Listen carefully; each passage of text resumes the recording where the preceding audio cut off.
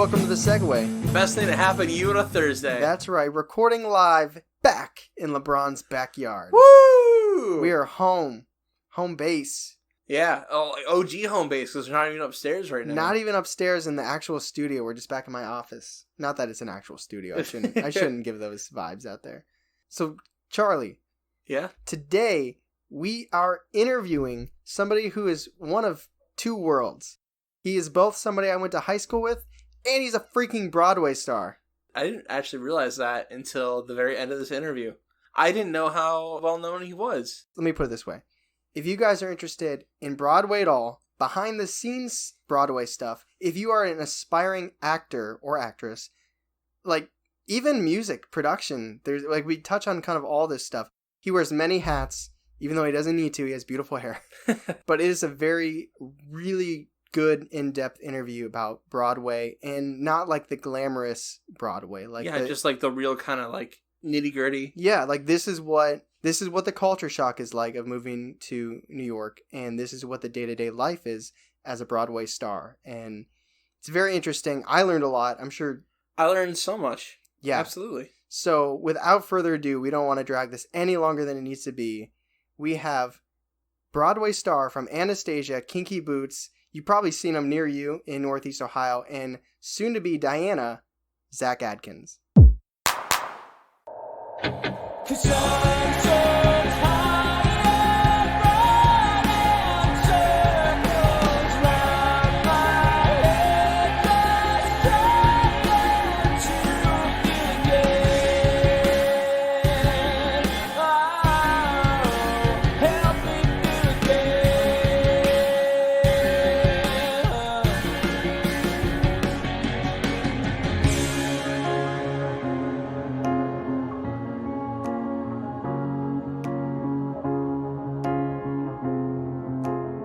Hey, what's up, guys? We're here with Zach Adkins. How you doing, man? What's going on? I'm so happy to be here. This is sick. I'm excited to have you on. Yeah. I mean, just being back in Ohio has been great, so I'm happy this could happen. How long have you been back here in Ohio now? Oh, gosh. Since the beginning of April. It was 3 weeks of shelter in place in New York and then 2 weeks of quarantine here with my mom. She's an essential worker, so okay. It was the true test. You know what I mean? Yeah, Being trapped in the house with your mom for 2 weeks after you haven't lived there for like 10 years. I can only imagine. You guys are both good, though? Yeah, no, we're good, you know? What is it like going from New York to Northeast Ohio?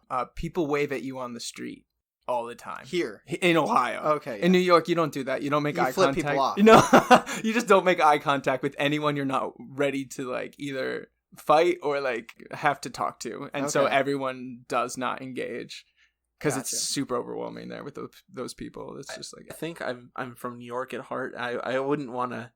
I hate like waving to people, especially my neighbors. It's an awkward thing. It's like an awkward situation when you make eye contact with someone. If you do interact with them or if you don't interact with them, or like if you half know them. Because you made me think of that with neighbor. It's like, do you go over and say hi, or do you just do like the wave, or do you come up and you go, hey, shake my hand?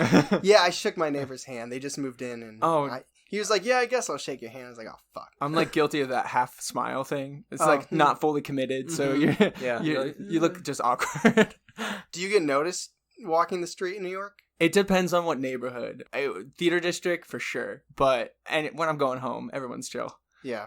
Go ahead. Oh, where do you live in New York? Is it like Brooklyn, Manhattan? Oh, I wish. No, I live in Washington Heights, which is actually I love it up there. It's a lot of families, a lot of Latinx, a lot of Afro-Cuban people. And it's like when I was growing up in high school, I used to listen to this show called In the Heights, and that's all about Washington Heights. And so it's like crazy because their set looks like our neighborhood. And so walking the dog there every day is like a dream. How's Moose doing? Moose is amazing. If there's any reason to go to Zach's Instagram, you got to check it out for Moose. Yeah, no, that's the only reason to go to my Instagram. So when you're busy, in a project, in a show, what is your daily routine like? Yeah, so when we're building a show, so right now the Broadway shutdown happened at the middle of March, right? And we were in previews. And essentially, so before previews, you do your rehearsal period. It's about a month for Broadway. And so we're working a regular 10 to 6 p.m. schedule every day. And that's just rehearsal schedule, like what you would expect. We're reworking the show, we're working in different rooms, and we're putting it all together. And then we move into the theater and we start previews. And previews is essentially we're working during the day, same time, and then we do the show at night. And so there's an audience every night, and we're tweaking the show slowly to cater to audiences, but also to fix the problems as they come up. In between there, I forgot, we do about 2 weeks of tech. Yeah, gotta love tech, right? Oh man, and Diana is a tech-heavy show. Everything on stage moves independently with computers, so there's no one coming on stage. Everything's moving on tracks. Everything flies by computers now. It's very fancy. It's all computers, like all programmed computers. on time. There's Yeah, nobody. But there's work. The stagehands, they do have to load up we call them chutes. And so it's like a platform on a track, and they have to load the set onto that because we use the same chutes a lot. Okay. That is some Terminator shit. No, dude, that's like the self-checkout now. They're taking their jobs, man. It's frightening. Oh, well, stagehands on the side of the street. Yeah. But it looks slick. There's not a cooler entrance than being in a chair and just shooting out on stage. No, that's true. What's this? I don't know a lot about Diana. What is the set design like? It's all royal blue, which I didn't expect. And then it's the outside of Buckingham Palace. But the pillars are about 16 feet high, and they move independently. Those are those pillars. And so when they move, they create different shapes that give us different locations. I'm so stupid. So Diana is about Princess Diana. Yes, Princess Diana. Gotcha. So we cover up from when she meets Prince Charles all the way to their divorce and then her death. Oh, man. Yeah. See, that's how you do a story. You do the whole life. Yeah, that's a real conspiracy. We reviewed Capone. If you saw the film Capone with Tom Hardy, it's so bad. It's just about the last year. It's like he did all these crazy mobster things his whole life. And then they're like, well, he loses his mind and shits the bed a lot when he's like 48. And that's the whole movie. That's the whole movie. Just a lot of feces you didn't ever want to see. It's too much feces. But there's a real conspiracy behind who killed Princess Diana. That's probably something we should cover. Is that touched on in... No, they don't talk about it at all. But the way I've been learning about Princess Diana and the pressure that family put on her to stop speaking out and stop being so like an activist, you can see the inner workings of maybe they would want to silence her in some way. But that, I have to say, is not about the show at all. Okay, but that's okay. That's just interesting. So we'll probably get into more like favorites and inspirations, but since we're talking about set design, is there a play or musical you've seen that's been like your favorite hands down set design where it's like, this is amazing? You know, I don't know if it's my favorite set, but Hadestown, they have a really beautiful like New Orleans set. And it looks really plain when you walk into the theater. And then halfway through the show, I'm going to ruin it, but it breaks apart when you go to hell. And there's a whole wall of lights behind it, and the whole stage drops down.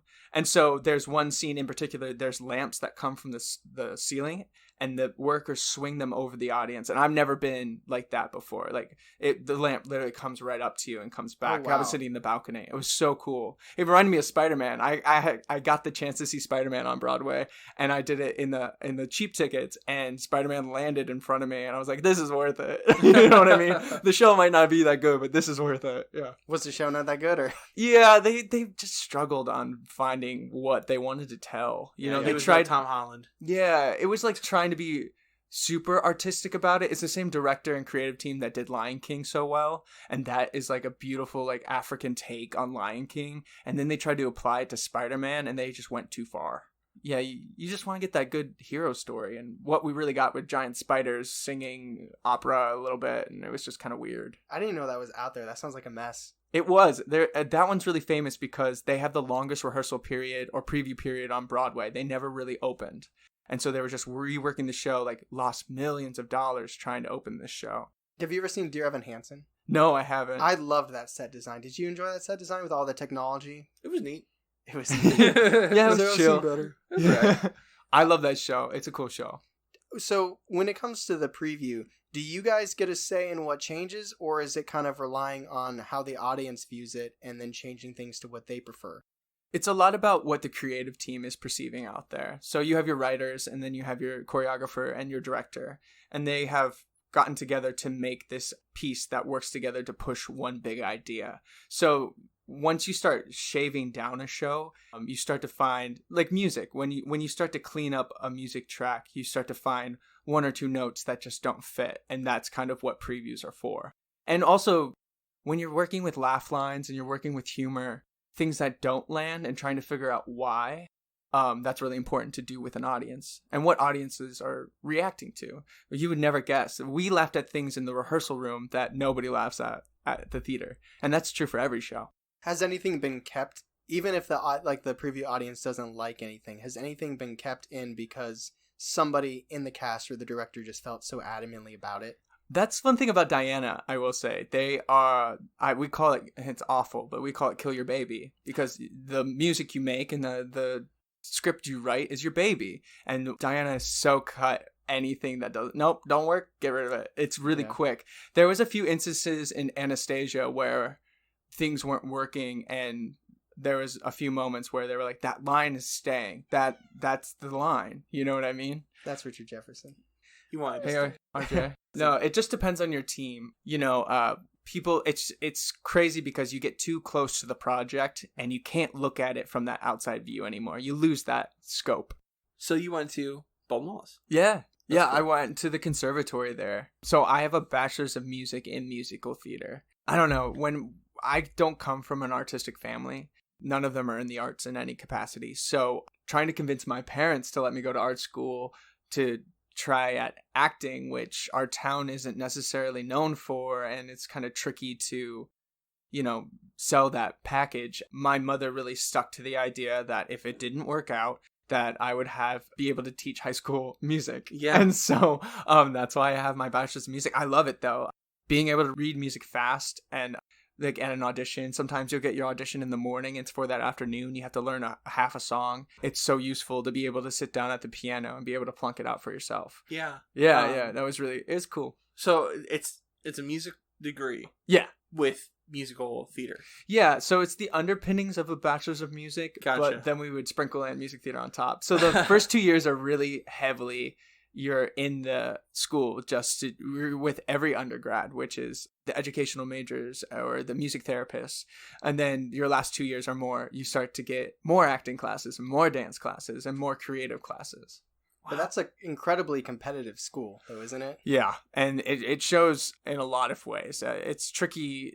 I'm glad I auditioned for schools when I did, because now you have to do a video submission before you can even come to campus to be auditioned. And that's true for a lot of the big schools right now. So at Bolton Wallace, is there like an acting specifically program, or is it just musical theater? There is an acting program, but when I was there, it was a non-auditioned acting program. So Okay. you could just enroll into that program, which was a great program. They had really great professors there that ranged from a lot of ages, which I think is really useful when you're trying to be an actor. But yeah, they have a great acting program, and we overlapped professors. There was one acting professor that we would get in the music theater department that was strictly for us.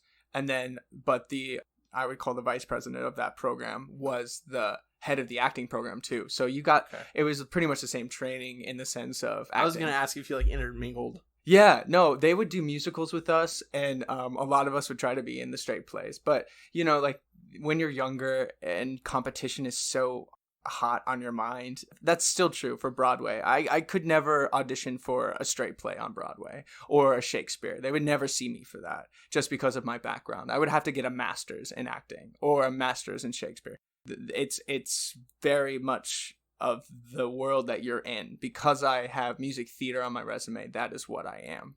Right, I understand that. Yeah. It's a little sad, almost how limiting it is, but it's also kind of nice that you have like your own sphere that you know you need to stay in. That's kind of wrong though.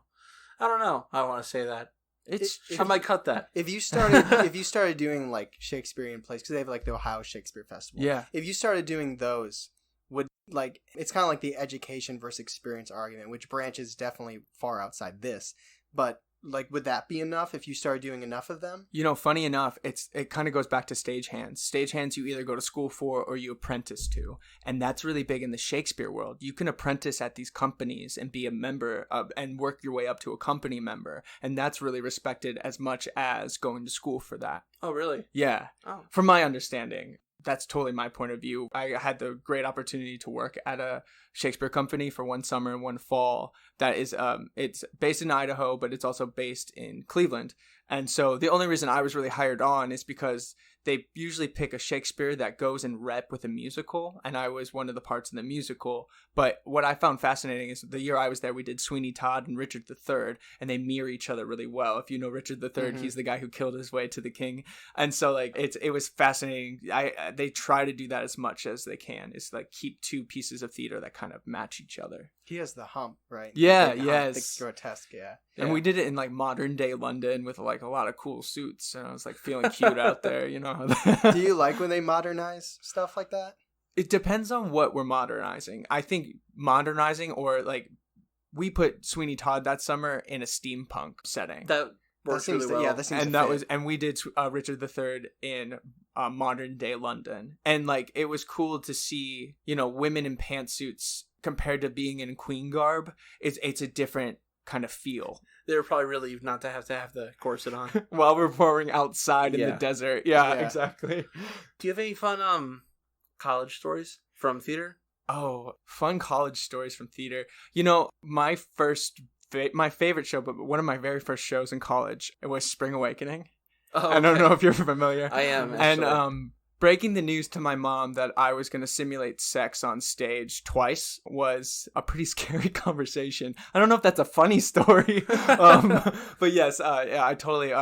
You got to do some weird stuff on stage. Yes, and so I think the best part of college is like it's a sense of community, which sometimes you can lose in the professional world because we're switching companies all the time. But working with the same people for 4 years and building friendships and working relationships where, you know, you guys know each other so well, you know how to feed off of each other in a way that takes time. And so that's the really cool part about being in college. And everyone's so eager. You know, exactly. Everyone's hungry and they want to create something. When you're performing a show, I mean, I did over 400 shows of Anastasia. And when you do something like that, you have to, you can go into a place where this is work. I'm going to my day job now. Or like we were talking about, there might be something that triggers me and that I use in the show that 4 months down the road no longer makes me have to hit that angry moment or that sad moment, and I have to find new things constantly. And it's really reliant on the people you're with, because we would bring our day-to-day lives in there. We're locked into a contract to freeze a show, right? But we can have just a little room that if I'm having a bad day, that edgy moment gets hit harder, or if I'm having a really good day, that joyful moment really sings out. And so like it's those little things that you can kind of shift around. If you start seeing somebody fall flat, is that do you, from your experience, do you notice it being more the director, the person themselves, or the cast members kind of pull them back up? It's funny you mentioned a director. So once a show opens on Broadway, the director's done. He's not around. Clock's out. He'll come. No, he's just not contracted. So it's the stage manager's job to freeze that show from now on. And so that's where you're going to get your notes from. Okay. Even like simple things like numbers. So there's a light that it hits on 4, and you have to hit that light or you'll be halfway out. So she will give you a note. Oh, hey, didn't hit 4 left tonight. So like those kind of things. But also I've been really lucky to work with great stage managers, and they'll be like, Zach, what happened at this part of the show tonight? Like you didn't hit your marks the same way you had been in that scene. And like, yeah, I'm just grateful to have some good intelligent stage managers. So you would say stage manager is kind of like the lifeline once it's out and ready. Absolutely. They're the maintainers of the show. Going from Ball and Wallace and everything here in Ohio, how did you, like, what kind of steps led the way to you finding yourself at New York on Broadway? Yeah, so kind of going back into what we were talking about BW, I went there for my BM, right? But also what was really important about that program is they have something called a showcase. And so after your 4 years, you put together 2 cuts, and you put together a show of all your classmates and you. You do an opening number and a closing number and maybe a dance break in the middle.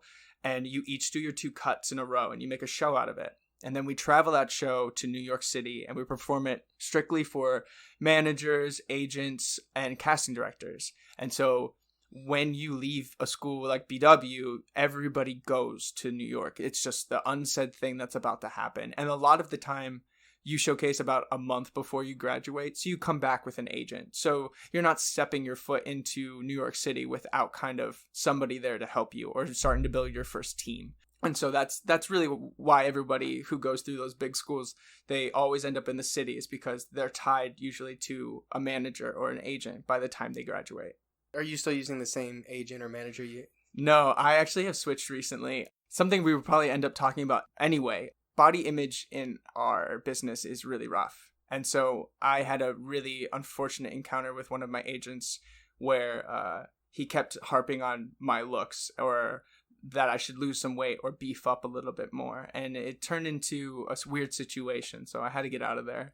And was in his mind, was he like, I'm doing what's best for you? He just wanted, yeah, exactly. He wanted to help. It was all from, if you do this, you will be more marketable. How long were you with him? I'm sorry. I was with him for, oh my gosh, 2.5 years.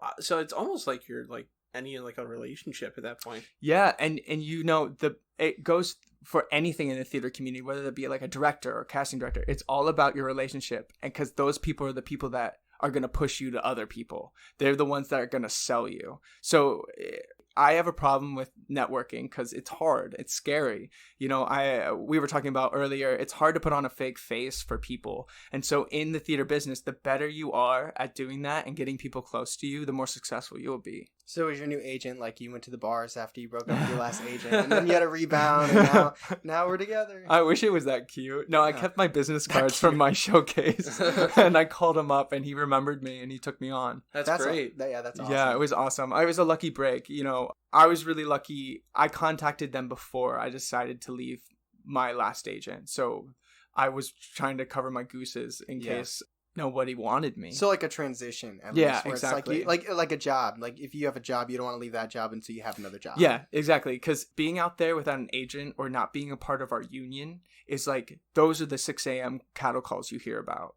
With an agent, I get an email, and I could be at the restaurant working my day job, and it says, okay, so you have an appointment for Wicked at 4:00 on Thursday. And instead of going to that Wicked open call, waiting 6 hours, and they see 400 people and you're 401, and they say, no more today. I have my appointment. I show up 15 minutes before. I go do my stuff, and then I have my day. And so those are the difference in survival mode, because the beatdown that you get from a cattle call, it takes a toll on your morale, you know? So one of the things I want to hit on is advice that you would give, because you obviously have found success, and it seems like getting an agent would be one of them. Yeah. For somebody who is an aspiring actor or actress who didn't go to school and so didn't naturally make those connections, where would somebody go to find or get an agent?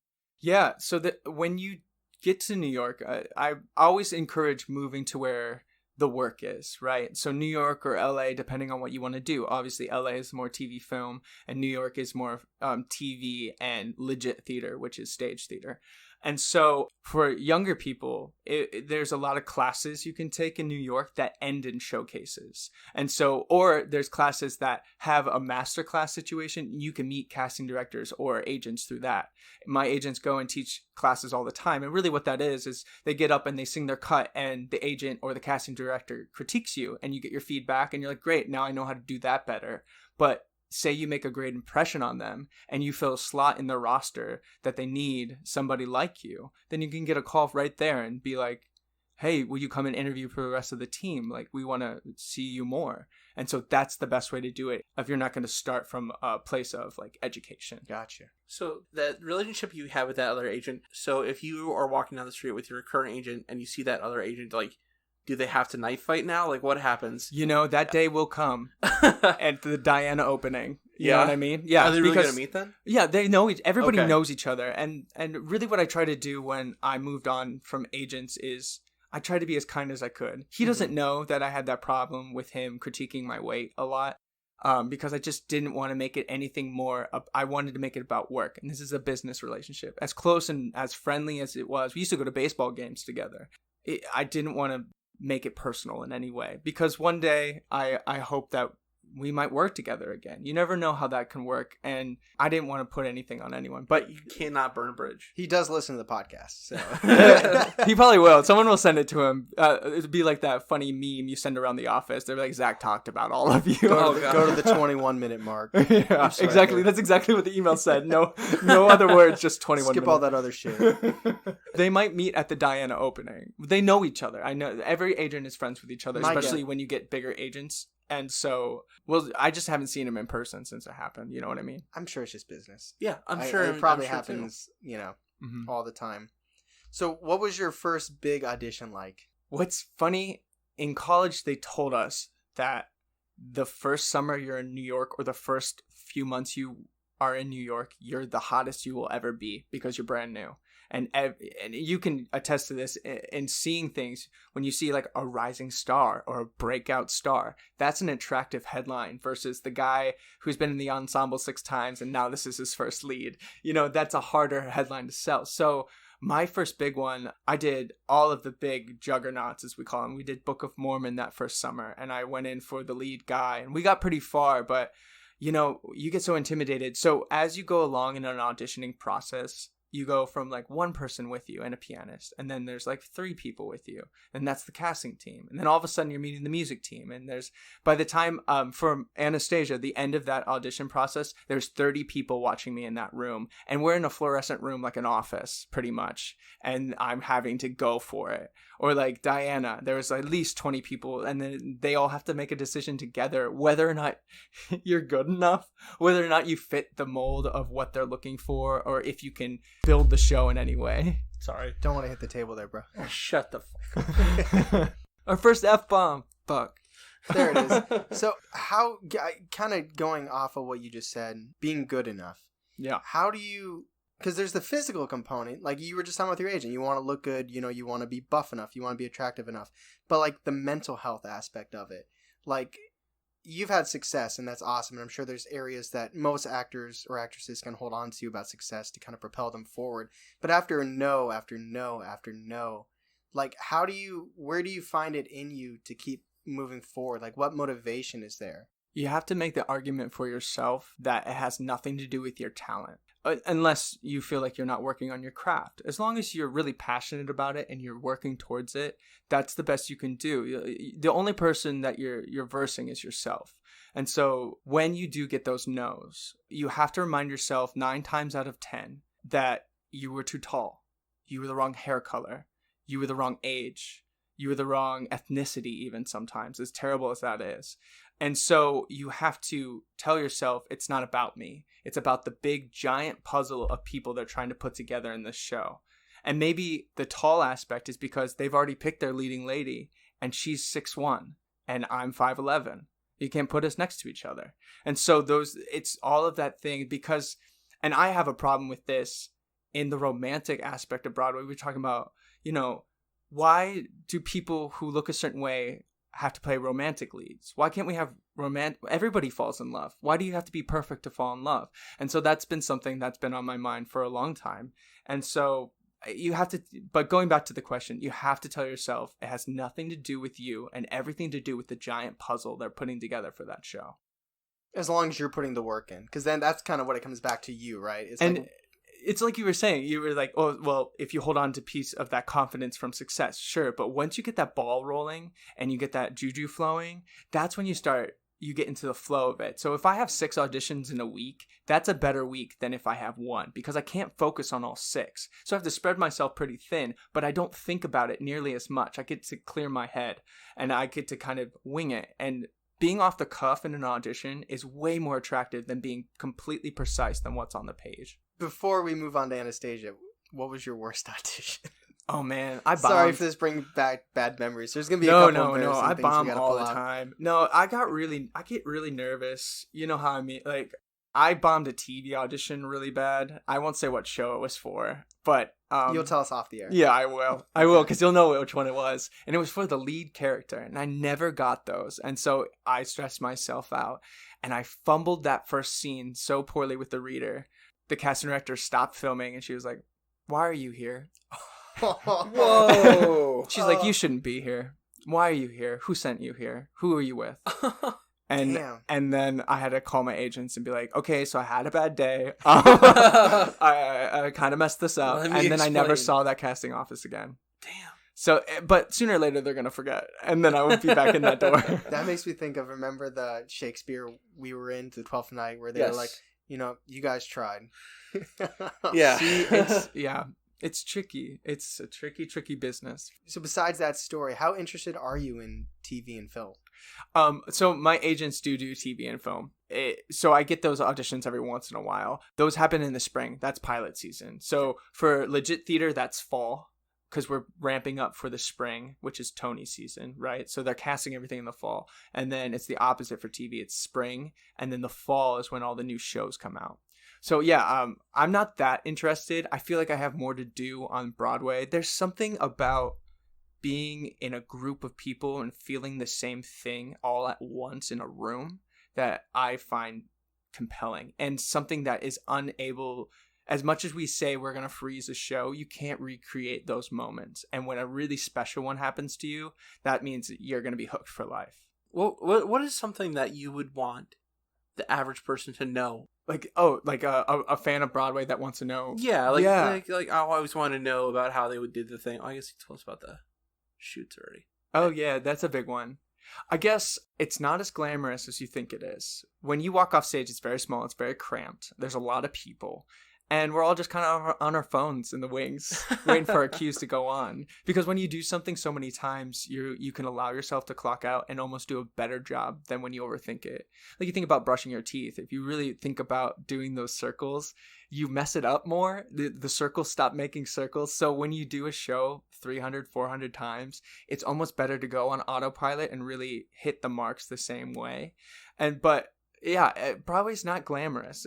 I think the biggest misconception about the idea of celebrity, I think the TV shows, like celebrity game shows, where they give away their prize at the end. You ever see like Worst Cooks in America, where they have to give away to a charity, which is great. They should be donating to charities. Celebrities aren't rich unless you're like an A-lister. I make just enough money to get by in New York City. And so there's a big idea that celebrities are really rich and wealthy and live these amazing lives, and that's true for some, but a lot of the people that we see on television are making enough to have a healthy lifestyle, but the people on Broadway are making enough to get by in New York City. In New York City, but that's another thing. It's like, expensive. if somebody only saw your paycheck, they might be like, "Oh, but you got to remember, you're not in Northeast Ohio anymore." Absolutely. Have you ever kind of felt the repercussion of that, where it's like, "Oh, we're hanging out with Zach. He's on Broadway. Yeah, he can get our dinner." Or like, that was a big running joke. The first big show I got with my friends. Yeah, like, you got us, right? Yeah, absolutely. It's also like, it was like the job security thing. We were all actors and we all had day jobs, sure. But it was like, oh yeah, you just booked your show. You're good for a year. You by the round. Do you know what I mean?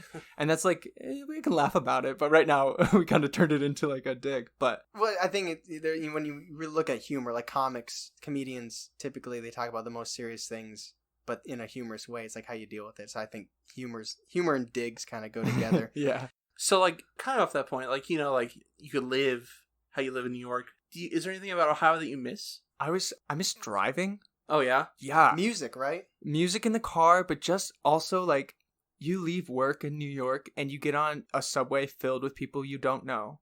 You're surrounded by people on your walk home that you don't know. And that alone time in the car is, like, amazing. I was driving here today and I was like, this is awesome. Like, I collected all my thoughts from the last few days. I like started to organize things in my head. And when you're on the train, like we were talking about, it's kind of people, you need to pay attention to the people around you, but also you don't want to even make eye contact with them. So it's like you're sardines, but you're with people you don't know where they've been or who they are, or if they want to take your stuff or if they want to be your friend. So it's that alone time. I really miss sitting in a car driving. There's something therapeutic about it. Driving past cows and like waving. That too. Ohio's beautiful, y'all. Like, was there any nights since you've been back where you're like, just gonna look at the stars? Oh, you would be astounded how many nights I've sat on the back patio and just listened, because it's silent here. Yeah, I mean, sirens constantly in my neighborhood, or people yelling, people making noise. There's a cat that lives in my alleyway that sings. So like, or something's happening. Yeah, so it's nice just to hear the crickets. Did you find it hard to fall asleep without the noise, or was it easier to fall asleep without the noise when you came back? I found it harder to fall asleep without that noise for the first few weeks. And that's always the case every time I come home. I need that ambient sound, so much so that I will sometimes play it on my phone while I fall asleep. Noise machines are where it's at. Like, I know. I use Alexa for that. Hopefully, do you ever listen to the rainfall? Yeah, Alexa, the ocean too. Yeah. Do you have like a checklist? Like, I'm going back to Ohio for the week. I want to do this, this, and this. I want to go to these stores, go to these places, see these people. You don't have to name names, obviously. You know, I always go to the silly covered bridges. Yeah? Yeah, no, there's something pizza about places that. or the real covered No, the bridges? real ones. Okay. Also, Covered Bridge Pizza if you're in Northeast Ohio. Awesome. It's amazing. Are you, I don't want to give too much away. Are you in Ashtabula, North Kingsville? Where are you? Ashtabula Township. Town, okay. So not city.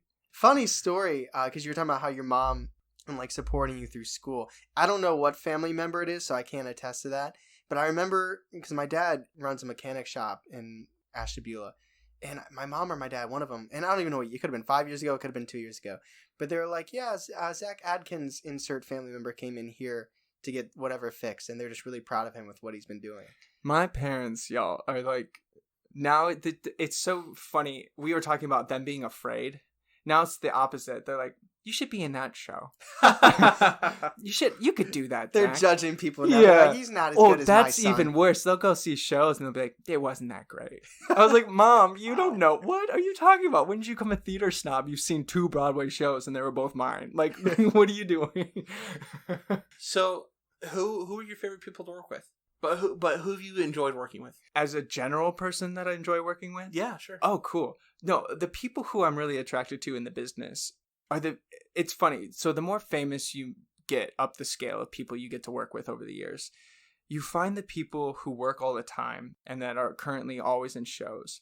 They walk into a room and you just are attracted to them. Not sexually, but like you want to be around them. And that's that charisma. It's like the room flows around them, and it's really a special energy. They make everyone feel comfortable, and the reason they work might not be because they're the best singer or the best actor. It's because everyone wants to be around them and create something with them. And that's something you can remember if you want to do any kind of art, is being a good person and being caring in a genuine way is the best way to get anywhere in life. And so that's who I love working with. And I've gotten the chance to work with so many lovely people. But yeah, if you're really truly charismatic and genuine, that those people are so fun. And you can always have the person who is ready to jump in on things too. Like the person who's like, that's a great idea. Let me serve you up a really good softball so you can really crack this next line out of the park. It's those people who aren't selfishly looking for a laugh or aren't selfishly looking for a moment to have on stage, but instead they put it all on you, which is really important as an acting partner. When you shift a line to someone, put it on their face, put it on them. So it makes it about the other person, and that somehow makes you better. So like if they're like a D&D character, they have like a natural 20. I know what you mean. I love that. I don't even know D&D, but I know it's kind of what you mean. And their charisma stat, they got a 20, and so, it's great. With the theater, like the shows you do, it's kind of like when the show's done, it disperses a little bit. Mm-hmm. Is there anybody you've met throughout the shows where you're like, you almost want to collaborate on something and continue working together, or have you found a way to include that at all? Not professionally, but it's funny because you guys work with people every day, and so like those people kind of become your family, even more so at a theater, because you go through rehearsals and tech and you're seeing each other at your tiredest and you're most angry and frustrated, and so those people get really close. And so I've found a lot of great friends along the way. But it's funny, the people you collect through those friends, even like I have a producer friend and he is my age, and the way we have conversations about theater for the future, it might not be tangible yet, but just because we're having that conversation gives me hope that we might be able to create something that's never been made before. Well, that's lovely. Was that a good answer? No, that was a very nice answer. Yeah. Sometimes I feel like I get too fluffy, but really that's who I am. I'm kind of a fluff. So Anastasia, that was the first big show, right? Tell me about that experience and how everything with that. And also we have a friend, Maddie, who loved Ramin, and she went to see that show in 2017. So I was in it. I mention was in the background. him and then talk, but you were the understudy. I was, but I was on stage in the ensemble, just palling around in the back, carrying stuff and pushing things. So what was that show like? Your first big, it'll always be your first big show. You know, that was a dream. Being in that show, it all happened around January is when we started. And it's your dream. You know, you go to New York, and I had never rehearsed in New York before. My first show before that was Kinky Boots, but the tour. So I rehearsed on location for that. So whatever city they were in, I went and rehearsed with them in that city. That was before the Brendan Urie jumped in. That was. I heard about it because of you with Kinky Boots, but I feel like once Brendan Urie got in there, that's when it was like... Yes. Yeah, that's so true. I guess I never realized that. It did blow up those last few years. From the outside looking in. Gotcha. Yeah. See, I don't have that perspective. I've always known that show. That's so interesting. But yeah, Anastasia, it's like walking to work every day and going to those studios they've built shows in for years and years and years, and having that experience is like what I always dreamed about. And now it's changed because every experience kind of changes you. And so Diana was a different experience because not everything was beautiful and new. It was like, oh, I've done this before, and so I have different expectations of it. But Anastasia was completely no expectations kind of moment for me, which made everything really exciting. And so it was just the built-in audience for that show. We all grew up with the cartoon. It's the same team that wrote that movie. And so musically at least. So just having that built in and knowing that source material, and then getting the opportunity to step into that part. The really cool story that goes along with being bumped into Dimitri, I re-auditioned. I knew everyone in the room. I had been on the night before in the part, and I was working with the woman who played Anastasia during your audition. In the audition. Yeah. And so we had just done it on Broadway the night before, and then I had the audition the next day. Could you imagine if you obviously we know what happened, but what if you just biffed it completely? I think we would all laugh. I don't think anyone would care in that room. They'd be like, you do it at least 20 times at that point. No, yeah, and then the coolest part was, instead of your agent calling you to tell you got a part, the director called me directly and let me know. And we had a nice moment that I will always remember. Super Bowl Sunday. Oh, wow. Yeah. Nice. That was really cool. Do you know who won the Super Bowl that year? No, I didn't watch it all. I don't even know what year it is. I don't know what year it is. What is it? 2017 or 18? It would have been maybe the beginning of 2018. Yes. That was when Philadelphia upset New England and Nick Foles won. Well, only one of us could win that night, so I took it. Yeah, he's a Tom Brady fan. Do you like the movie or the play better? I like them for different reasons. That's such now you're being fluffy. answer. No, that's totally. No, okay, so without a doubt, Bartok the Bat. I don't know if you're. Yeah, I know what you're talking about. He's not in the musical. Yeah, I know. And I love that character, but the musical is way darker, which I love being an actor, and it's more historically accurate, which I also love. Like, whoa. There's no bat.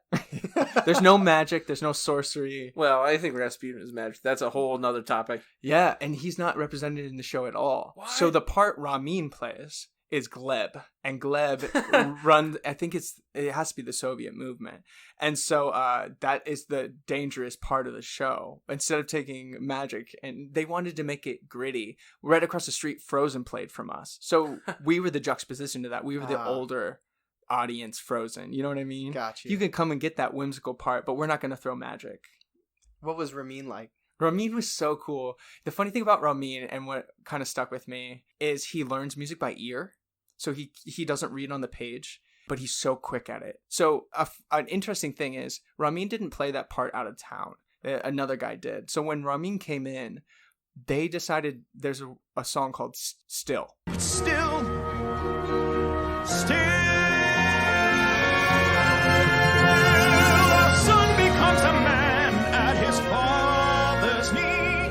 My father asked questions, well, where would we be? And it's the penultimate song to the first act. And I got to watch them, well, we all got to watch them write a song specifically for him. And so he had all the input in the world to be like, this is the key I like. This is my money note, which is the best note you sound on. And watching him navigate that song for the first few days and finding his bearings and then just nailing it every night. The boy, I mean, honestly, I don't think he ever got sick. He's built like a truck. And like, I was always floored at, he was a really nice guy. And also is not aging somehow. I was kind of thrown by that. Have you been sick on tour? Because you said you were 400 shows, and I know there's like things you can get for your throat and whatnot, but when you're sick, you're sick. Have you had to kind of deal with that at all? Yeah, you kind of deal with the sickness and you deal with vocal cracks. Vocal cracks are natural. That's something that kind of happens. That happens to me every day. And so it's not like you singing wrong, but there's something called bootlegs in the world, right? And that's when an audience member comes and films the show. And I think there's one bootleg out there of me as Dimitri when I was so sick and just sweating on stage and trying to play this part.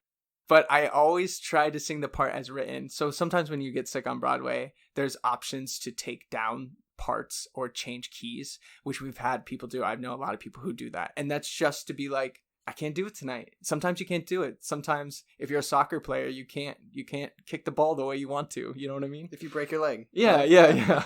But that's if you need a break. That's a smart game plan way of tackling it rather than, hey, we hope you hit it. Yeah. Because like there has to be an immense pressure. Because I mean, we've both been to Broadway shows, and it's like maybe not New York because I didn't. Have you seen a show in New York? I saw an off-Broadway called Blithe Spirit, and that was pretty fun. Oh, I love Blithe Spirit. That's a great show.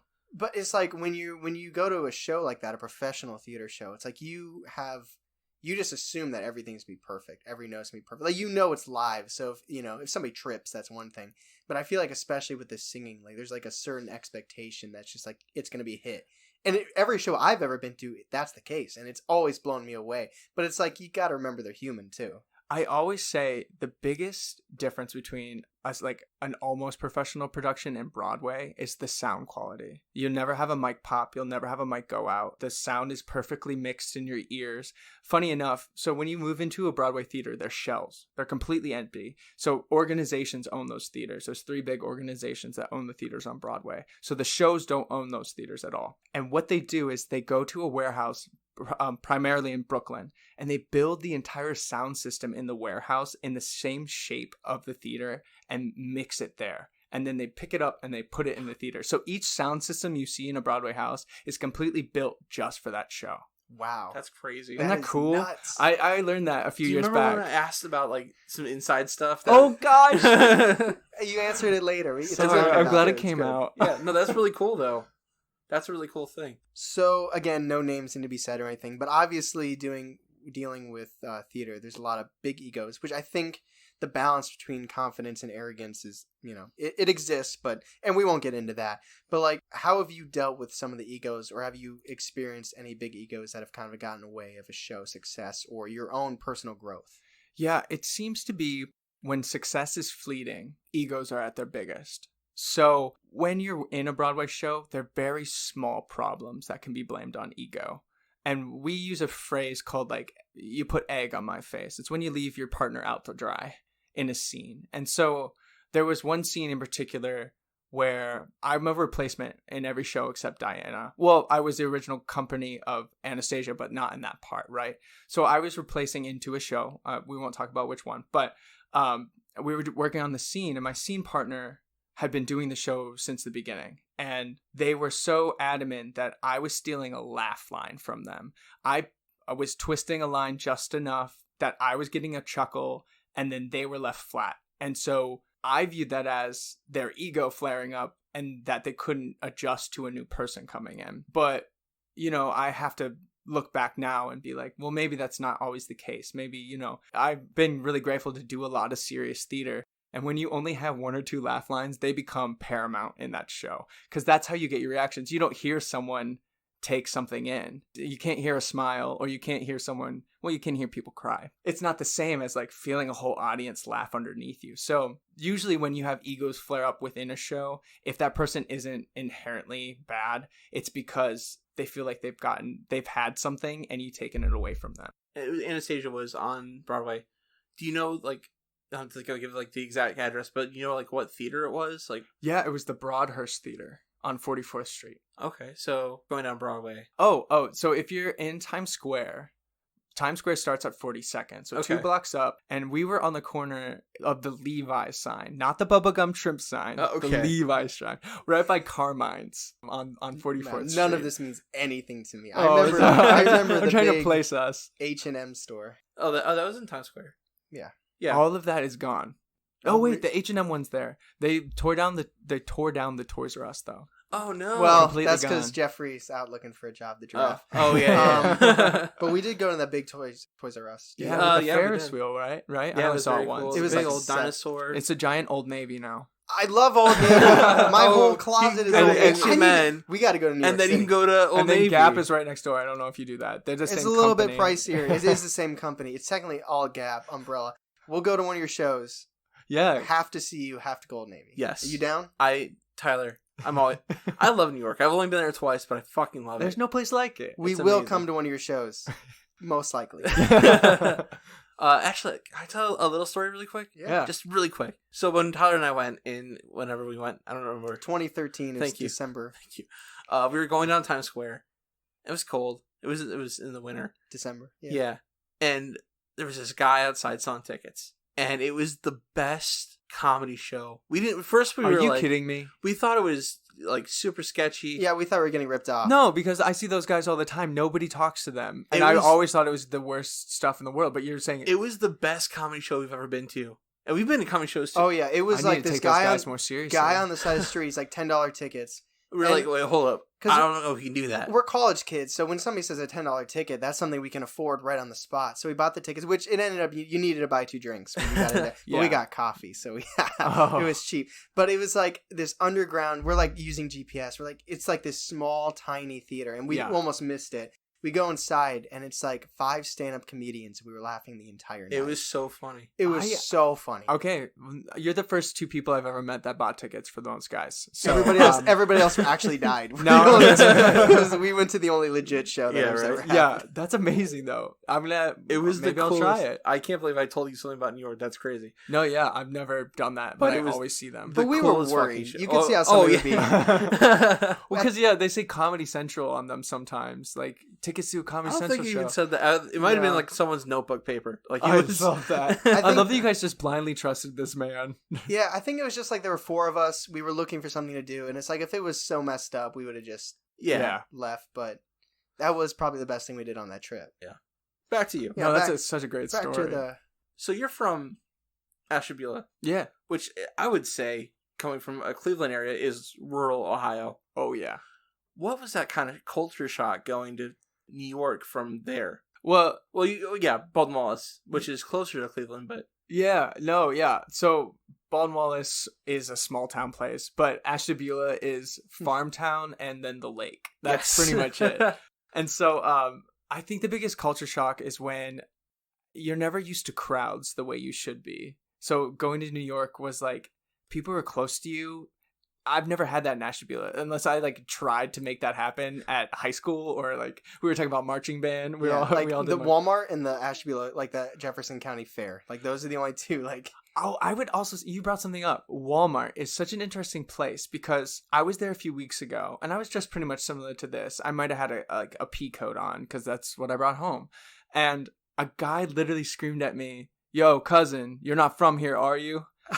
He was. That sounded like. Hold on. That sounded like I was making fun of a black man. He was indeed white. That's. I totally don't want that sentiment. no, it's all. No. Hey, well, I know because I'm from Ashtabula, but you're fine. Okay. So that happened, and I didn't think I stand out, but in New York, everyone is dressed really nice half the time, and that was something I usually don't leave the house unless I like I put an effort into my look. That also goes into the career I chose, but that was a big culture thing that I couldn't just wear my athletic shorts and flip-flops. Also, I don't want to get my feet trampled on the street, but you that's know, nuts. yeah, I What just about never thought of vocally? Because your diction is much better now than high school. Isn't that funny? But not like It's now not that you good spoke enough. poor, Let me but- tell you what. Yes, no. In college, they beat that. Instead of written, it was written, or get instead of get. they beat that out of me there. And then even more so when you put on an accent, especially I grew up with a speech impediment, so it's always been a challenge in my life. But doing British accents on top of somebody who sometimes gets something called mush mouth, which I call, British people don't mess up their language is really important to them. And the way they speak is the way they decide what class you're in. So if I'm playing someone really posh and really rich and maybe a royal-esque person, my way of speaking has to be really practiced. And that just goes into the hours of how me speaking like this is just off the cuff, right? But me doing a line, I can really sit down and break that apart and be like, here's the things that will pull your ear to make you think I sound the way I should. So you don't slip into like the Cockney that most people do when they fake a British accent. Yeah, really bad Cockney. Yeah. I call it my default British. Yeah, your default British accent. I think that's funny. I don't know if a lot of people know My Fair Lady, but I feel like Cockney is as widespread as it is because of My Fair Lady. Yeah, no, well, Michael Caine too. Yes. Yeah. I think of Helena Bonham Carter and Sweeney Todd. Oh, she's yeah. not Oh, even. She's not yeah. even a harsh. Well, is she a harsh Cockney? I'm trying to remember. It's been a while since I've seen the film. Yeah, she is. 2007. I think so. You know what blows my mind is when it goes the other way. When you have a British actor playing an American, they're so good at it. Like Batman. Andrew Lincoln. Andrew Lincoln, that's right. Andrew Walking Lincoln. Dead. And Maggie. Can't remember her name. Oh, Lauren Cohen. Yeah. Yeah. I always find that fascinating. Jeez, the control you have on that. The Americans don't put the same care into their speech as British people do. I know, because you're always surprised when you watch that first interview. Like, oh, I'm going to look up an Andrew Lincoln interview. And you're like, what? Yeah. Isn't Well, it blow your mind? Especially in Ashtabula. Yes. Yes. Wait, you're not from there. You can't say that. Hey, it's like your little sister. I can make fun of her, but you can't. Yeah. I mean, I'm married in. It's fine. You know what? That's true. All right. So let's talk about this music project, January to June. Yeah. So you got a busy, crazy schedule, and then you decide to do this music project. How'd that come about? Yo, so it's funny you bring up the crazy schedule. January to June. My Tinder just popped up on my phone. January From Ashtabula? Yep. Is it a cow? I don't know. And that's not a fat joke. I'm literally saying a cow. January to June came into my life in a way. I lost a girl I was dating. I didn't lose her. She broke up with me. She's still alive. She's still very much alive. Definitely not dead. And then I ended Anastasia at the same time. And then there's a kind of a saying, this kind of gets a little sober, but like, if you're not working, you're not relevant. And so a lot of the people I had surrounded myself with while playing the lead in Anastasia were other leads in other shows. And when I stepped away from that part, I lost those friendships. And it was because I wasn't in the limelight the same way they were anymore.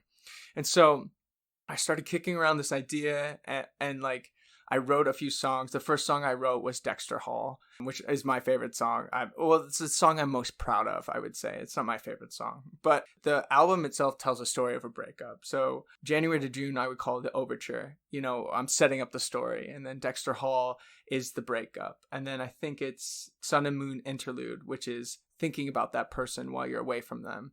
And then we go into the reprise, and then 2 months is the angry conversation. So 2 months is interesting. So in the song, I say, remember when you said, just give me 2 months and then I'd be back and love you so much. And that is like a real conversation I had with that girl where she was like, I need 2 more months. I'm leaving my show that I'm working on and I need 2 months to get my life together. And then after I figure that out, we'll get back together. And then we never spoke again. So that was from that song. And then the last song is kind of a summer vibe. It's 5 feet off the floor. And that was like, I had met someone new and I was really excited about them. It didn't end up working out because I'm a piece of shit, but it was really fun. And I'm really proud of it. It was my first home producing project, so I kept it real simple. And so I've really worked to educate myself. So this new stuff that's coming out, I really hope is like a step up in quality and a production. And that's Running Circles. That's correct? just, yeah, the single Running Circles comes out. It'll be last Thursday, exactly a week before this drops. It's blown up. The world loved it. Yeah, it's top charts. I don't know, Billboard. Yeah, Billboard. It's one. Number one. Dance to it on your TikToks. You already have. Tom the Shadow if you're said listening to it's this great. right now, you probably already have a dance for it. Is it poppier? It's poppier. It's definitely poppier.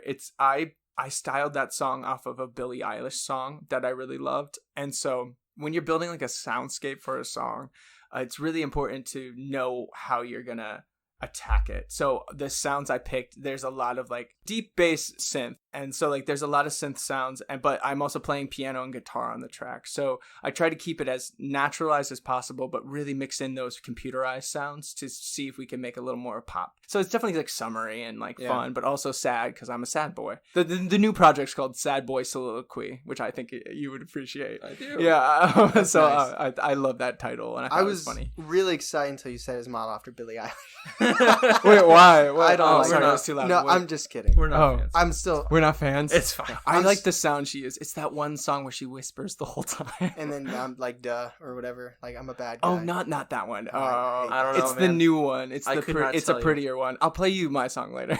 Now, this is something I'm pulling back to information that was said, I think, prior to the recording of the podcast, because that starts to blend together. But it's interesting because if somebody were to see you on Broadway and then they find out you have, would you call it an EP? What do you call it? Yeah, I call it an Okay. EP. I even shouldn't even call it that because an EP is short for extended project. And you did, like, how many tracks are on it? Like, Not even. I think there's 6, Yeah. 5. 5 on an EP, technically. But Yeah. how many tracks is on? I think 5. Oh, well then you can call it Yeah, an EP. but because I don't go to the studio and I don't have someone master it, I do all that mixing and mastering myself. I really have a hard time labeling it as that because I guess it's like a quality thing. A like, music project. can then. I Is call it that what- if the quality isn't there? You know what I mean? You can call it whatever. You should hear our EP. You shouldn't hear our EP. So anyway, so somebody sees you on Broadway, then they find out you have a music project. For loose terms. How surprised will they be that it's not these belting out tones? It's soft, it's controlled, and there's a lot of heart in it, but it's not those Broadway highs, those money notes that you were talking about. So was that a thought when you were creating it, or how did that come about? You know, as funny as it is, that was a thought once I started because the mic I was using, I couldn't belt into. And so, but the songs I write on the guitar, I like a certain falling pattern. I typically stick to, this is really getting in there, but I love E flat and E major. And so I'll stay in those chords, and I love falling chord progressions. And so that's really easy to do a walking bass line on the guitar. So a lot of those songs have that part of built into them, and so they don't lend themselves to belting unless I really want to belt. And I didn't, recording wise, it was too challenging at that time. This new album definitely has more money notes and more higher stuff because I've just gotten better over time of managing the computer synthesis of how to mix it into the microphone better. There's a lot of music words. I'm sorry. I was just thinking, I was like, he really did go to school for music, huh? We should know those, right? Well, I mean, we should. we dabbled. We dabble. Dabble. My favorite is this Sun and Moon interlude. I love that song. I'm really quite proud of that song because I'm not good at metaphors in my music. A lot of my music is, I'm saying it as it is, which can be good. People love that. And I've had people give me feedback that that's why they like my music, because it's not shrouded in a lot of metaphors, or I don't know. There's not much, I don't even paint that much imagery while I write. But Sun and the Moon, it comes from the Panic at the Disco song. When the sun and I'm in love with the moon. You guys remember it from Pretty Odd? Yeah. I didn't love Pretty Odd. I liked Fear Came Split Out better. Yeah, I didn't like Pretty Odd, but that's the tour I saw. Did you see the tour? No, when it came through Cleveland? Did you? I saw the Pretty Odd. Oh, the Pretty Odd tour. It was the Civic tour with Motion City soundtrack. No, I saw them with a Foxy, Shazam, and Fun. Oh, I'd love to see Fun. How was Fun live? I actually didn't like them. No, it was that makes me 2011. So sad. But here's my problem with Fun. It wasn't that they were bad. It's just every song had the audience sings part. Okay. Where every song had that. Now we sing it. Now you sing it. No, I want to we hear sing that it. boy scream his face off. Yeah, he does have a really good voice. I left that show loving Foxy Shazam though, which they broke up. I don't even know Foxy Shazam. That's a great name though. It's Cincinnati band, and that meant cool shoes. Foxy Shazam's cool kicks. I'm gonna slip that into my lexicon. I saw Ed Sheeran live once. You saw Ed Sheeran? Yeah. Was he cool? Was he chill? Fucking amazing. Is it just like a concert of everyone kind of just standing there taking in that moment, or No, is it is it a rock out moments too? Did he perform on a couch while he was sleeping there? Did he show up Some in the here or there. PJs? There's some here, there's some there. How was his bedhead that day? I'm totally It shitting was on beautiful. him. I love No. him. Are you sure it wasn't Rupert Grint? I'm not sure. Claire and I actually had tickets to a Taylor Swift show where Ed Sheeran opened for her, but it was in Columbus and there's traffic, so we actually missed the majority of Ed Sheeran. And by majority, I mean we missed all of it, but he came out and did a song with her. I didn't really know who he was at the time, though. This was like Then you learned. 5 or 6 years ago. I did, yeah. That is a hit maker. Did you guys see the Beatles movie? No. It's not No, I called didn't that. see What it. was it called? Yesterday. Yes. And I thought he did a really great job there. Like, he was a good actor. He did. I It was didn't see it. You know, my problem with that movie specifically is you see everything that's going wrong, and you're like, oh my god, that's gonna happen, and then nothing happens. It was a happy ending. There's no. There was no repercussions. consequences. Yeah, there was no repercussions for what he did to make him the new Beatles. And so I was like, oh, so stealing music's fine. I'm gonna put my name on some stuff then. Yeah, I hate when there's no repercussions in a film. I feel like I just complained about this recently about a movie we watched, but I don't remember which one it was. You know how they bottled it up though? So everyone forgets about the Beatles, right? If you Yeah. haven't seen the movie, I'm very sorry. And then as the movie goes on, there's like a few people that stand in the crowd and they know the song and they're like mad, and you're like, oh my god, they're gonna call him out. And then at the end, they all come in pretty much and they're like, thank you for continuing the Beatles music in a world without it. What? That's very bizarre. I was so mad in the theater. I went with a girl I was dating, and I was like, "Oh, are you seeing that?" She thought it was great, and I was like, "No, you can't do that." That's like a false happiness. There's like a false satisfaction in that. Yeah, or because you something. thought he was gonna get got, and yeah. Going back to your music, though, I would Yes. say I think an overarching metaphor is one thing, but if you're, I think it makes sense that your songs don't have a ton of metaphor in it because you're speaking directly from the heart. I feel like if you're a little bit farther from something, it's easier to create a metaphor because you're looking at it from a farther perspective. But since that was something so personal happened to you, I think kind of that speaking like a straight shot makes sense for that. Yeah, and speaking to Sun and the Moon specifically, that song came from an idea. I was on the subway one night, and I always ride the same subway train, and so I passed... Do you want to say what it is in the time? No, well, it's the A train. Anybody can ride the A train. There you go. The blue line. And I passed her station stop where I would get off to go to her apartment. And I thought to myself, this is the closest our bodies had been in months. And that's where this song came from. The whole thing. Wow. That's the whole antithesis. That's kind of a beautiful... That would be a really good like cover art or something. I like that. What Yeah. would be? How close they were. Like that's like the moment of closeness. Oh, okay. I don't see it, but that's okay. You're being very aggressive. I'm sorry. Sorry. just me on a train and then she's up above. Oh yeah, that's nice. Okay, I can Oh, is see it that- now. I didn't see it how you said it. It had to be painted. Yeah, I needed a word Turn the picture. light on. I thought the mixing was very good. I know you're kind of shitting on yourself. But I thought the mixing was very Thank good. you. It was my first attempt. And, I try to keep it super simple. Like, I try to add... I like warm sounds, especially for that album. I was all about warm sounds. And so those horns in the opening, there's like a lot of like warm horn noises. And I've just gotten... I feel my dad would like that noise. Yeah. Warm horn Well, noise. I sometimes love your horn will some- go off if it gets too cold. Yeah. Actually, like if your car freezes, it'll cause the horn to... Or the sky horns. Yeah, the sky horns. Oh fuck! Do you know what we're talking about now? Yeah, no, I wanted to talk to him. I wanted to ask him his paranormal story. Oh, yes. See, thank you for that. Yeah.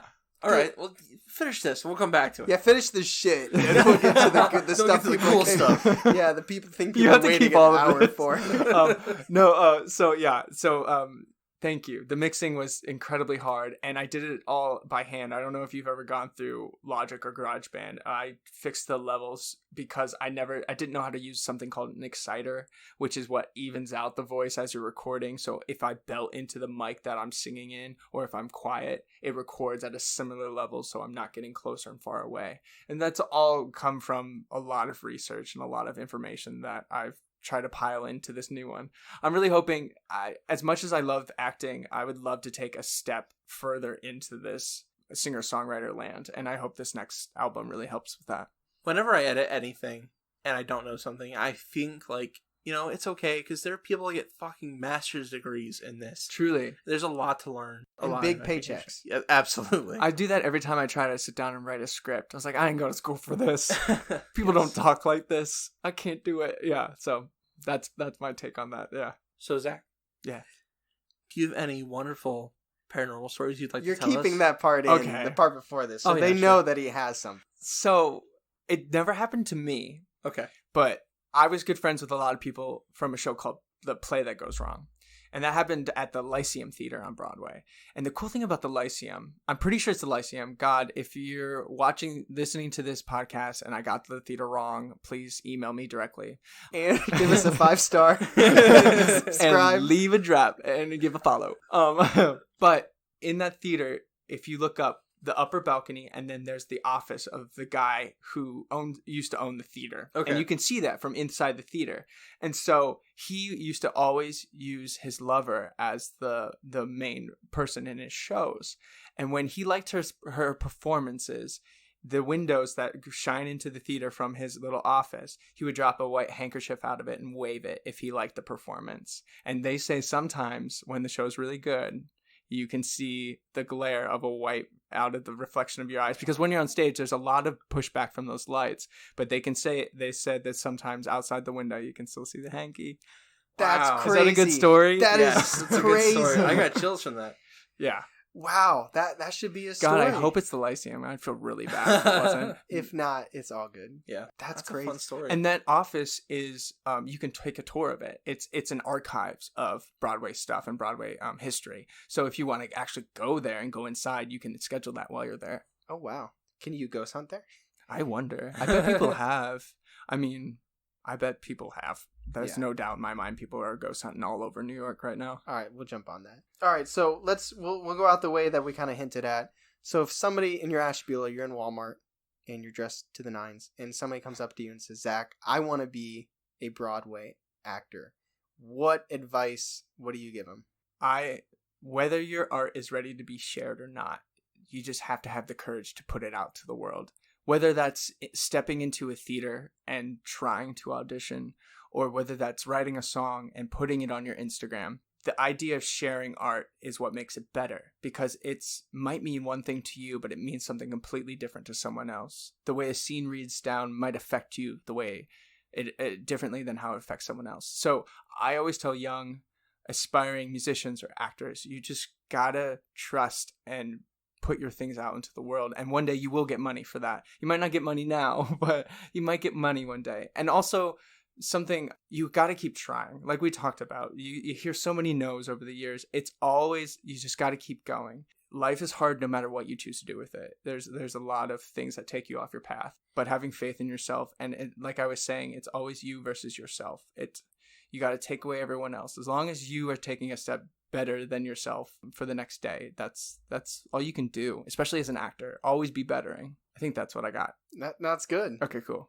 Okay, so where can people find you? Where can people see you? Where can people follow you? You can find me anywhere at Zach M. Adkins.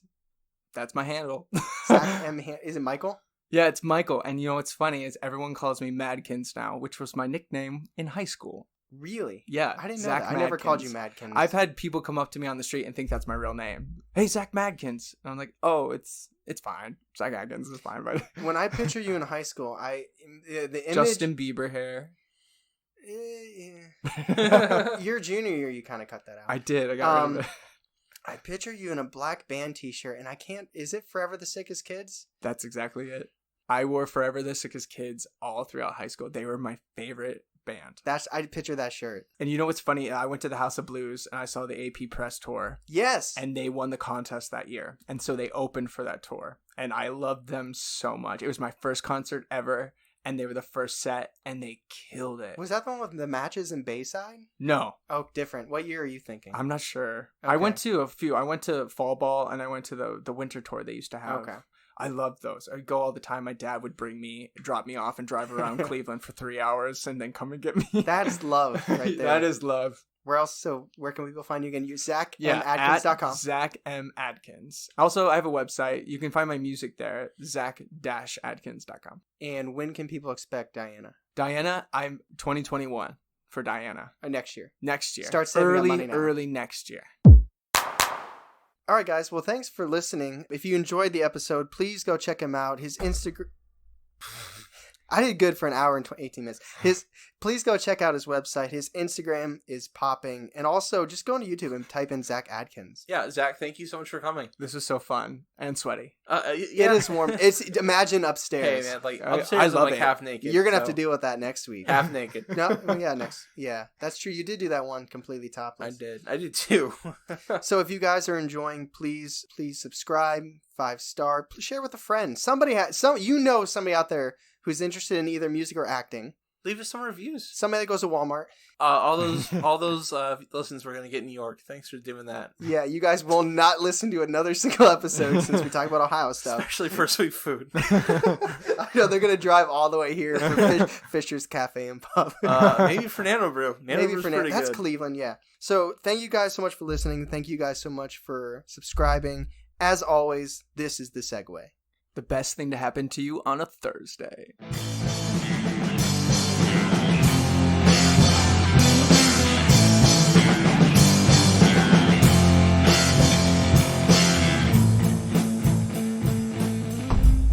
Take that out, bitch. That'll be Thank it. you. Thank you for that. Just some sub. I feel like I'm being bullied. Dude, the no, woofer. That'll be perfect for when you're editing this and it's late at night and you just start drifting off. And I'm gonna smack that table. And you'll be like, all right, I'm editing. I gave my radio announcer voice.